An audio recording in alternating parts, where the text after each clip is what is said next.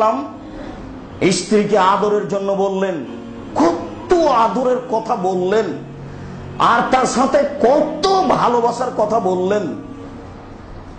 জাবের, কি খবর, তাড়াতাড়ি চলে যেতে চাচ্ছ কেন? অপেক্ষা করো।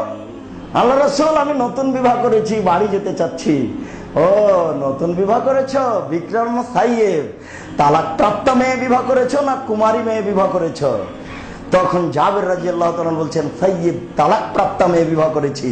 তখন আল্লাহ রাসূল বলছেন, হাল্লা বিক্রম তুলায়বকা ও আজারাকা, তুমি অবিবাহিতা মেয়ে কেন বিবাহ করনি? তুমি তার সাথে খেলতে, ও তোমার সাথে খেলতো, তুমি তার কৌতুক দেখতে। কুমারী মেয়ে কৌতুক করে, কত ভালোবাসে। আয়েশা রাদিয়াল্লাহু তাআলা আনহা বলছেন, তিনি আমাকে এত ভালোবাসতেন, আমি কম বয়সের মেয়ে, আমি যোদ্ধাদের খেলা দেখছি, আমি তার পিছনে দাঁড়িয়ে থাকলাম, যতক্ষণ পর্যন্ত দাঁড়িয়ে থাকলাম তিনি দাঁড়িয়েই থাকলেন। তিনি বললেন না একবার, আয়েশা তুমি আর কতক্ষণ দেখবে, তুমি ক্লান্ত হওনি? আমি যতক্ষণ পর্যন্ত খেলা দেখলাম ততক্ষণ পর্যন্ত তিনি দাঁড়িয়েই থাকলেন। তার মানে তিনি আমাকে খুশি করতে চাচ্ছেন। বউকে খুশি করতে হয়।